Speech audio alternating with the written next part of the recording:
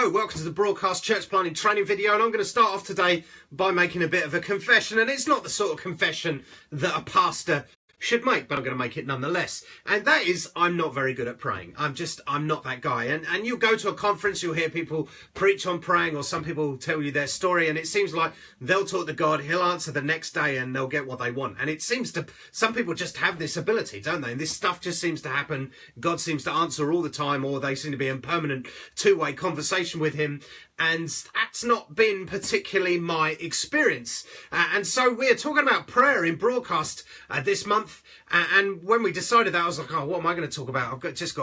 I've got nothing interesting to say about this. But actually, I'm going to talk about our journey in terms of church planting and prayer, and particularly in Kingsway. So this is the plant we're doing right now at this very moment. It's in South Manchester as one of the sites of CCM. Going to pray into that.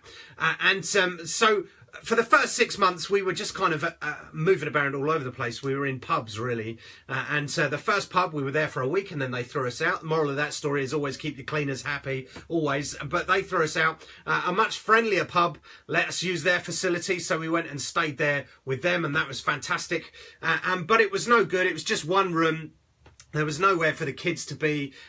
It was really hard to make work. And so we just prayed. And actually our prayers became ludicrously simple. I said, okay, everybody, we need to pray for 2 rooms and a cupboard. That's all we need. That's what we need. And people would say, what's your vision for this new church plant, Tim? Where do you want to get to? I'm on a cupboard. That would be brilliant. And a couple of rooms. That would be ace. That's my dream. And so that's what we did. And then after a while, God provided us with a place. Actually, an amazing building. Another church in South Manchester, South Manchester Family Church, New Frontiers Church.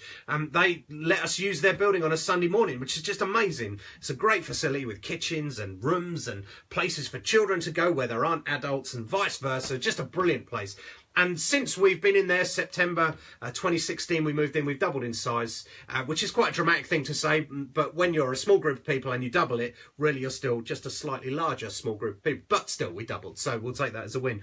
But the prayer got answered. And actually, it made me realise something about myself, really, as a church planter, that I do very well with simple prayers.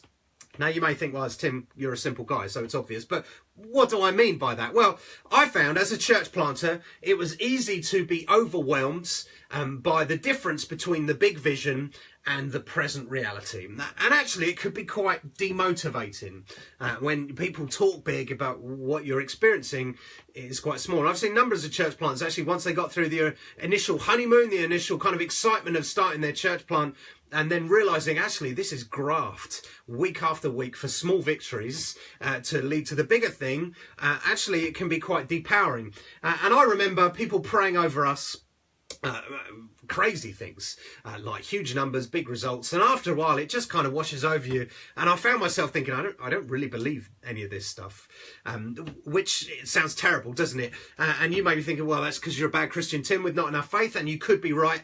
But thankfully, God is much bigger than my faith or lack thereof. And I realised, actually, for me, what I needed to do was to pray through the graft. The next step, to keep praying into those things. So praying for 2 rooms and a cupboard and then getting a great building off it actually was perfect for us. And praying for the big vision and the big building that we wanted to get actually wasn't helping, but to pray just for the step at a time, actually we found very powerful because God was answering those things. So at the moment, like present day, what we're praying for are really very simple things. We are praying for 3 drummers. That's what we're praying for. And actually, 3 drummers is quite a big deal for us because we have 0 drummers. So we want 3. And that's because we want to have a bit more fun on a Sunday morning. We want the worship to feel and sound a bit different. And so we want some drummers in there to give it a bit of energy. That's important to us. We're also praying for a kids worker. We've got loads of kids and families, but we want someone who's passionate about kids work. That would be great for the area that we're based in. That's an important thing. And I'm praying for the grand total of 10 more people. 10, a whole 10.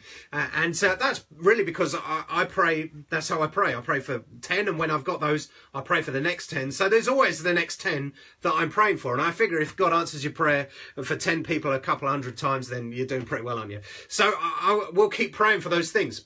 And it seems really obvious, but actually our journey in that, in church planting, has actually really helped us to pray into the bigger thing. I figure if you have 4 or 5 meetings in your church and each one is praying for the next 10, each one is praying for the next step, then actually there's quite a lot of growth there, isn't there? There's a lot that God can do in those things and can be quite powerful. So we're talking about prayer this month, and so I've been praying really, or talking about how we pray for 2 rooms and a cupboard, how we pray into the graft, how we pray step by step.